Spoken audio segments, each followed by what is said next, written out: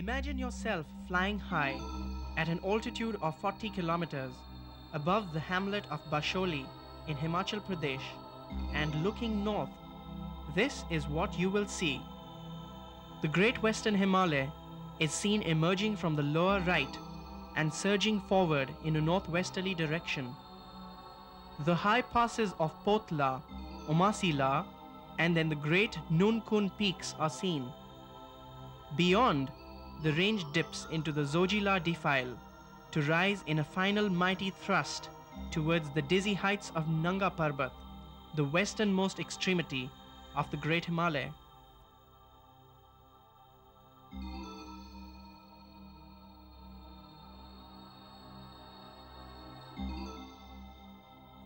Bounded to the west and south by the Pir Panjals, the valley is drained by the Jhelum and its tributaries. The Sindh, coming from the Zojila and the Lidar, debouching from the upper Pahalgam region.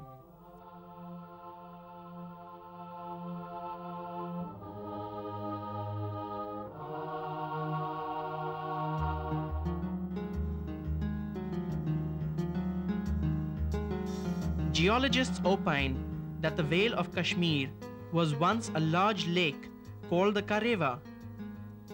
The Kareva was formed when the Jhelum was blocked by the rising Pir Panjals in one of the periodic phases of Himalayan uplift.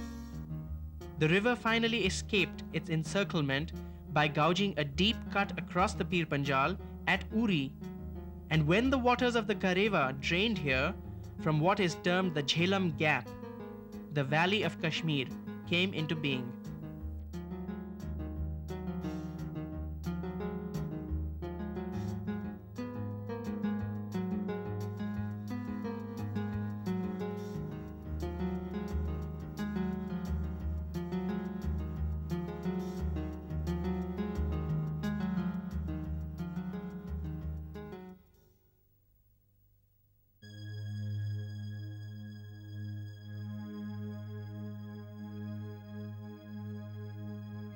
Mankind has been around in the Kashmir Valley for a long time, but the early history of Kashmir is lost in the mists of legend.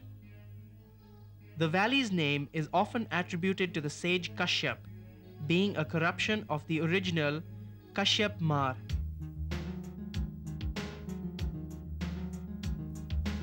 Kashmiri history becomes clearer after the advent of the Mauryan Empire under Ashoka. During this period, Buddhism spread in Kashmir, taking firm root by the time of the Kushan Empire in the 1st century AD. From here, Buddhism spread to Ladakh, Tibet, Central Asia, and beyond. The clearly visible Dardik influences in this Maitre Buddha statue at the village of Mulbek in Ladakh dated back to before the advent of Islam in the Kashmir Valley. Buddhist belief has it that the Maitre Buddha is the 5th in a series of 1,000 Buddhas that will visit the world. Estimates of its age range between the 1st century BC to the 5th century AD.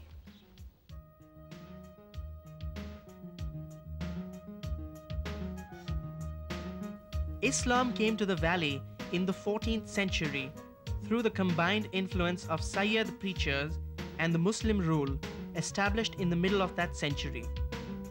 By the end of the century, barring small sections of the Hindu orthodoxy, the valley was almost totally Muslim. Buddhism now retreated behind the Himalaya.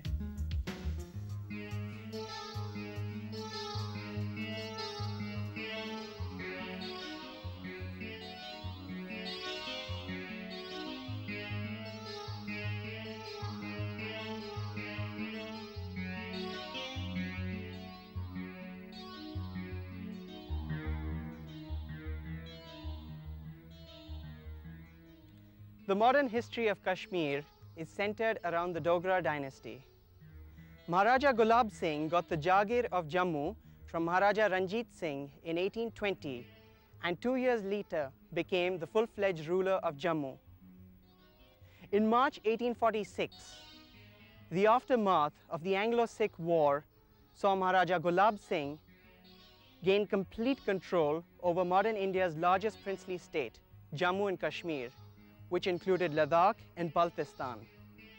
A number of smaller rulers still functioned under the aegis of the Maharaja, and the best known of these is Basholi, famous for its school of miniature paintings.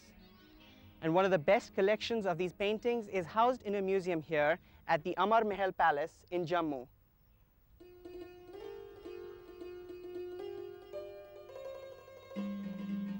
These paintings tell the story of Nala and Damayanti in exquisite detail and make extensive use of gold leaf, which remains just as bright today.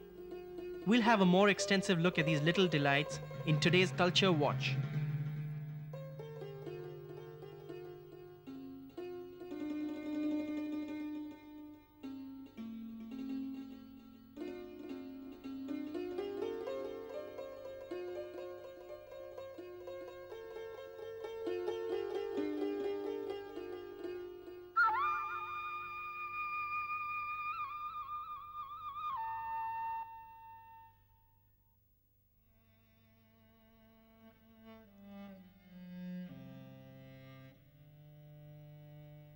This city of Jammu was founded in the 9th century by Raja Jambulochan, from whom the city gets its name.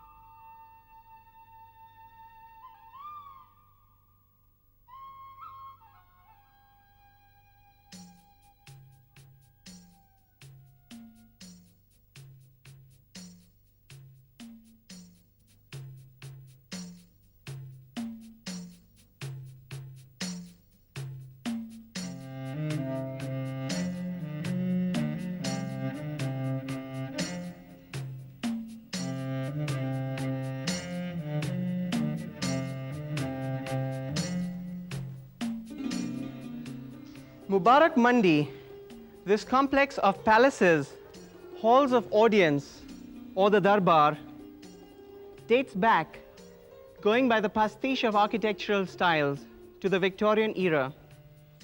Nowadays, it is occupied by government offices.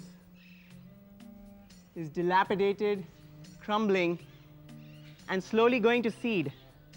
The Indian National Trust for Art and Cultural Heritage has put forward a plan to relocate the offices and possibly convert the site to a heritage hotel.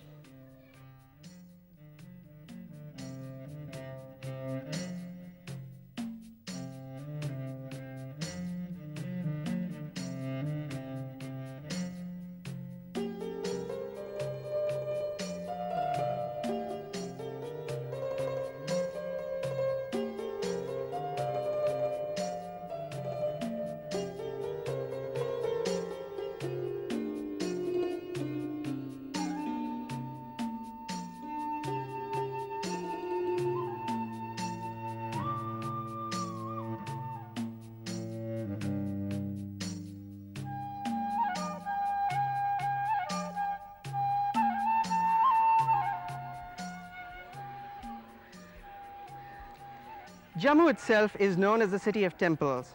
The largest Shiv temple in northern India, the Ranbireshwar and the Raghunathji, are two of the prime attractions. The Raghunathji was built by Maharaja Ranbir Singh, son of the founder ruler of Jammu and Kashmir. The older structures here date back to 150 years or so.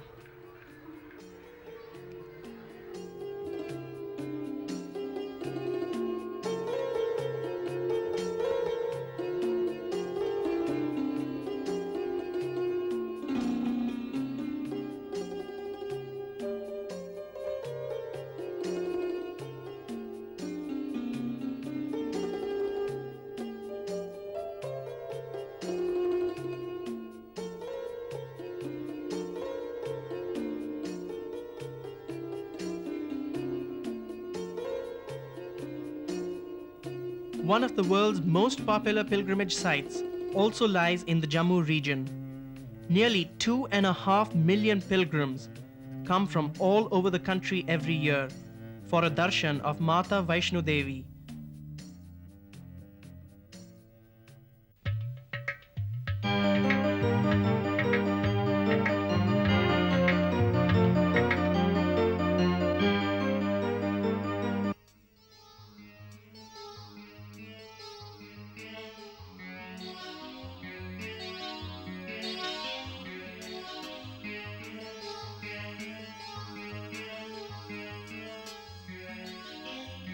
Kashmiri social dynamics are more akin to plains people than to other Himalayan hill peoples.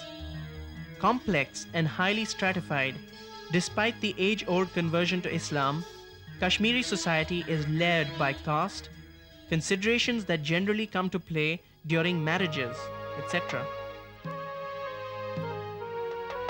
Surprisingly, Kashmiri society never really had a warrior or trading class, though tourist times saw all classes take to trading like a duck to water.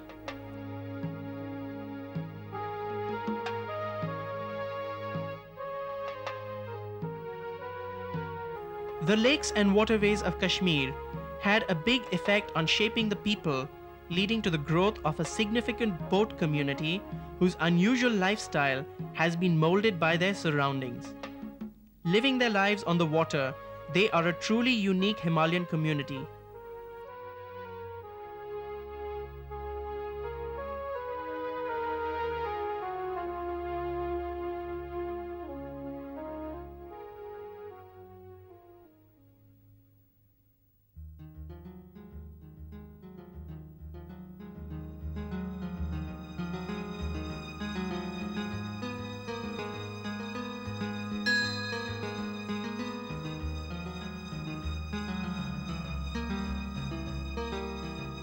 The fascination of tourists with houseboats led to the emergence of entrepreneurs within this community who converted their houseboats into luxurious floating hotels.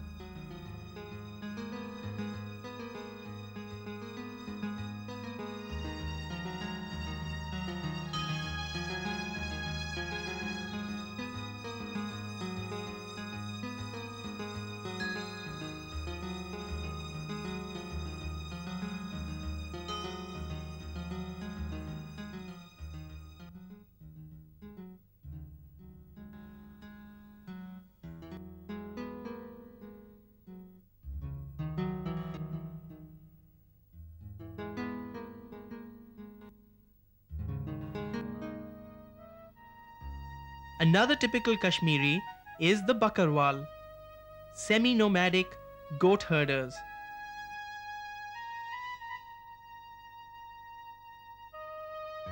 The meadows of the upper Lidar and the Suru Valley beyond are their favorite stamping grounds.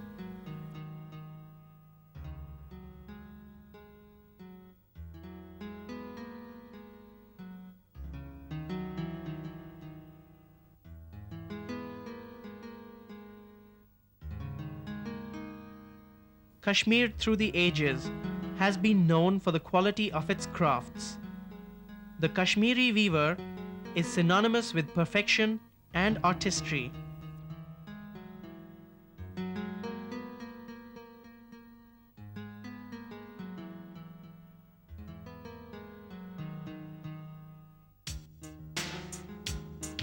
Besides their traditional crafts and agriculture, the other major factor in the Kashmiri economy was tourism. 7 years of civil strife saw the crippling of this sector and consequent impoverishment of thousands of small businessmen and craftspeople.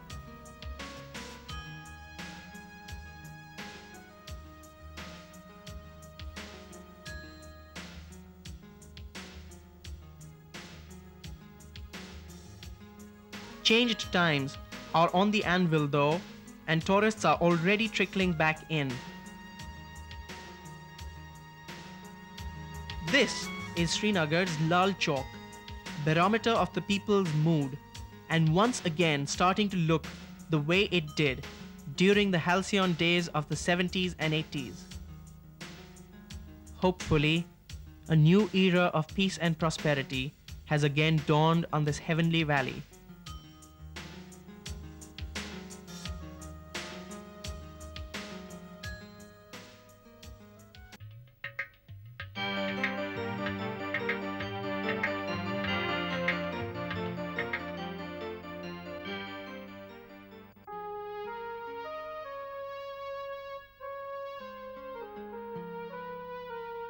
Kashmir's long and multifaceted history is reflected in its craft traditions. From the Mauryan and Kushan period, through a period of Tibetan influence before finally setting its sights on the west towards Mecca. Kashmir received the most highly developed influences of Hindu, Buddhist, and Islamic cultures. Skilled workers from Central Asia and Iran provided a remarkable cross-fertilization. Carpet weaving, finely painted papier-mâché, paper making, weaving of shawls of pashmina and other fine wools, metalwork, and jewelry all flourished in the succeeding centuries.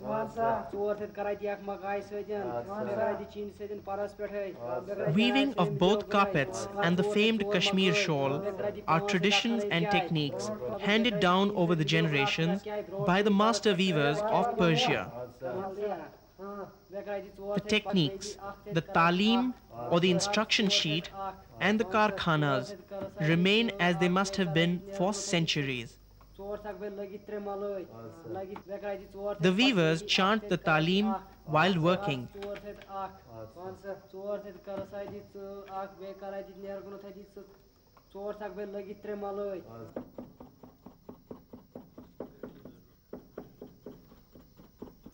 Wages are paid by the 1,000 knots. And of course, the more knots per square inch, the finer the ultimate result. The patterns are reproductions and adaptations of Persian, Turkish, and Turkmen motifs and designs.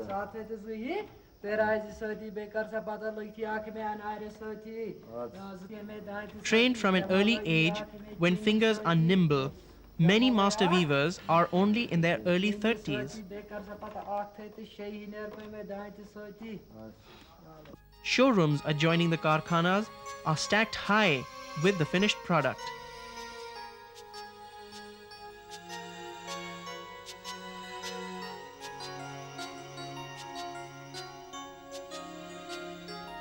Kashmiri work on wood is no less famous. Master craftsmen create symphonies out of walnut wood.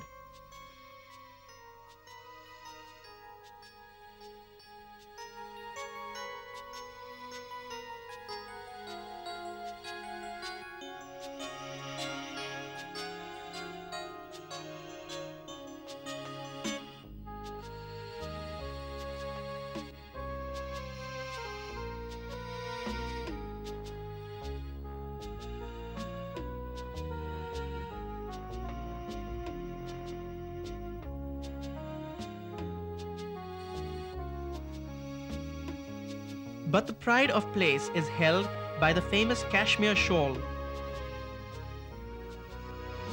Cashmere wool is pashmina, a soft wool, found on the underbelly of the pashmina goat.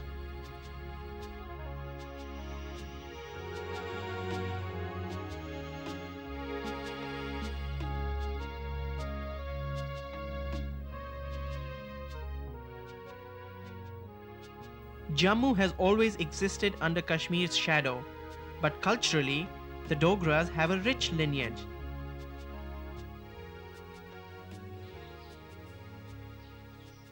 This temple at Burj, some 24 kilometers outside the city of Jammu, dates 400 to 600 years. The octagonal structure is lined with frescoes. The very clearly visible Rajput form is intermingled with influences from the Himalayas. For example, there's one fresco with Iris camonensis, a Himalayan flower species, which exists along with palm trees. Yet another fresco shows a very Dante's Inferno-like tortures of the damned scene, whereas another one shows the 24 avatars of Hinduism, yet others show the Mahabharata, and so on.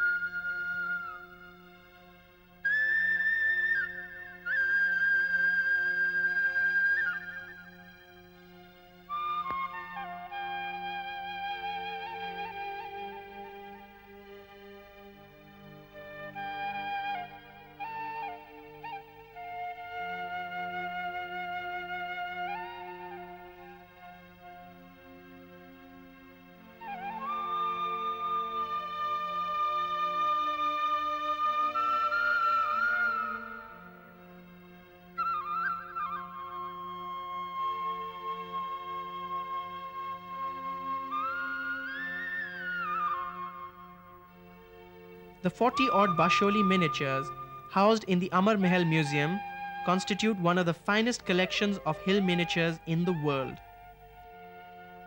These detail the epic love saga of Nala and Damayanti and are priceless remnants of the artistic heritage of the Hindu Himalaya.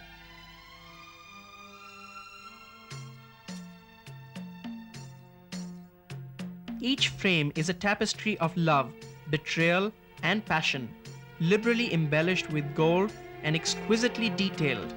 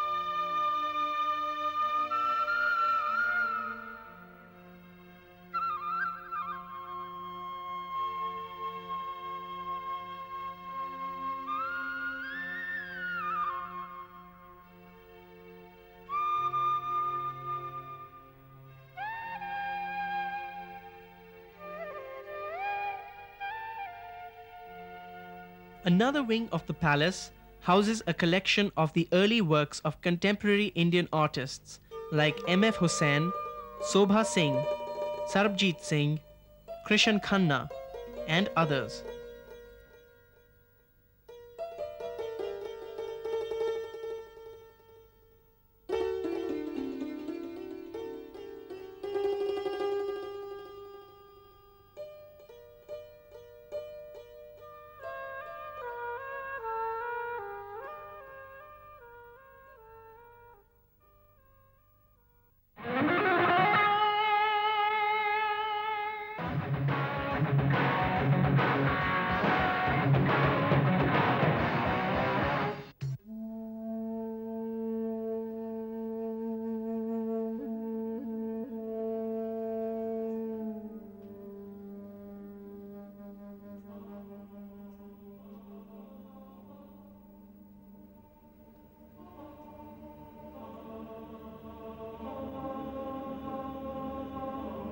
The Pir Panjal range runs in an arc shape along the southern periphery of the Kashmir Valley, forming the jagged southern wall of the ancient lake basin of Kashmir. The range is not particularly high here and is better known for its forested slopes and grassy alps, such as Gulmarg. The range, however, is high enough to provide an effective barrier to the southwest monsoon. Precipitation in the Kashmir Valley is brought about by local climatic cycles governed by its numerous lakes and marshes. The main range itself similarly shields the valley from the trans-Himalayan climate.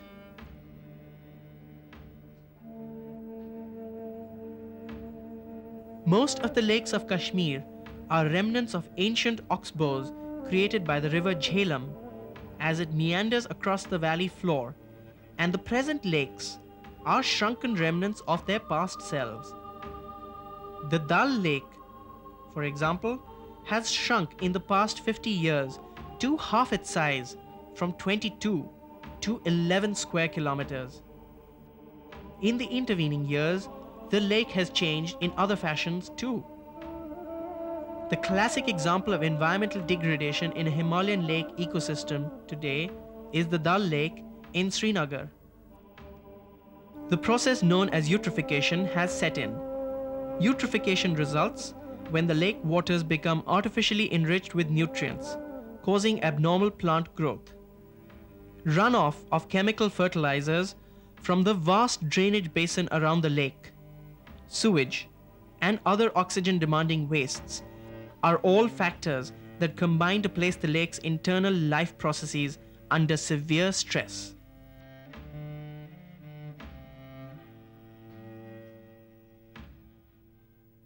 The Himalayas are often not as strong as they look, for, as they say, a chain is only as strong as the weakest link. Large hydroelectric projects in the Himalayas that entail large-scale earth moving and the creation of large reservoirs, besides being ecologically devastating, also harbor the potential for creating tectonic trouble.